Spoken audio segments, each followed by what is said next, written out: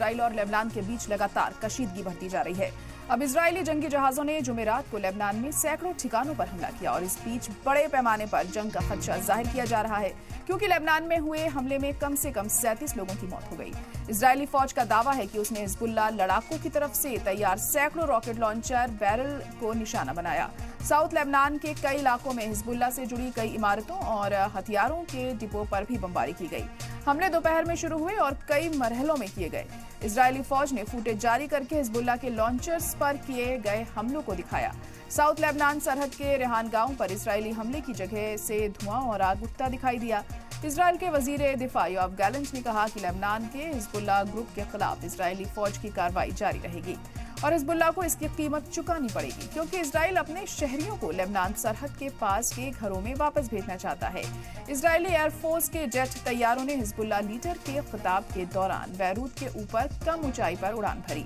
Hezbollah leader Nasrallah ने अपने television खिताब में इस डिवाइस हमले को जंग की कार्रवाई बताया, जिसने सभी हदों को पार कर दिया और इजराइल पर रोजाना हमले जारी रखने का हदफ लिया।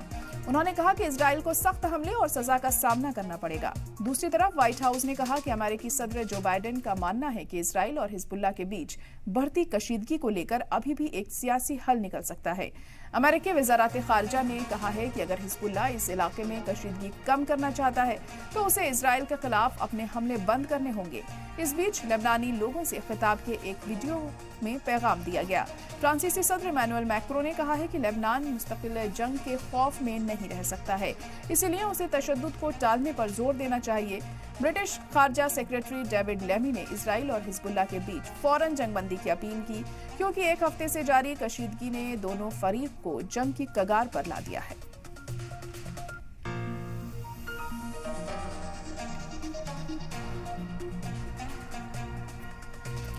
तो इजराइल और लेबनान के बीच लगातार कशीदगी बढ़ती जा रही है। अब इजरायली जंगी जहाजों ने जुमेरात को लेबनान में सैकड़ों ठिकानों पर हमला किया।